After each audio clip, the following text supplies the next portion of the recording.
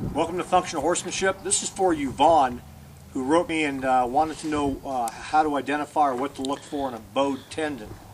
And this old horse here, this is a mare. She's 22 years old. Her name is Andy. She's actually from a pretty high-class quarter horse pedigree. She's a descendant of Peter McHugh, pretty famous quarter horse. But she's got, when you're looking for a bowed tendon, this is the most common place for it. It's coming down at the back of their cannon bone. It's this big long tendon back here. And I'll move around here again just a little bit so you can see her.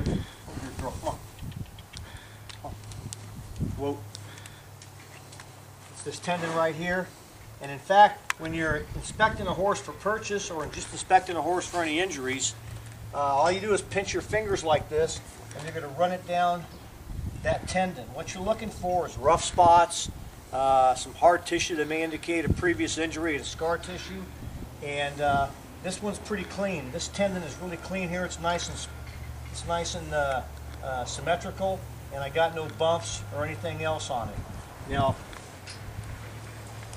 show that on the other side here, and you can see a substantial bump. Ooh. You can look on this tendon right here, and you see a substantial bump. That's a very bad bowed tendon. What that tendon does is bow and it swells out, and it's going to be evident. It may not, you may not be able to see it, but you'll be able to sure feel it. In this case, you can doggone sure see it. It's a pretty hard tissue right there.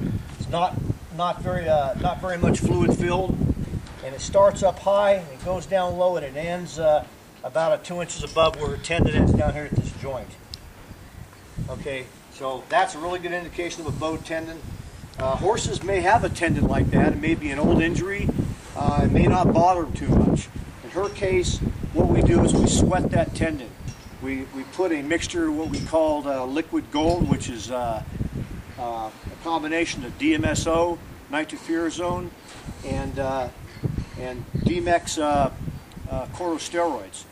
And that DMSO takes that nitro and that Dimex into that tendon and helps reduce the swelling a little bit, helps control that pain. We put a wrap on her for 24 hours, take it off for 24 hours, put it back on for 24 hours.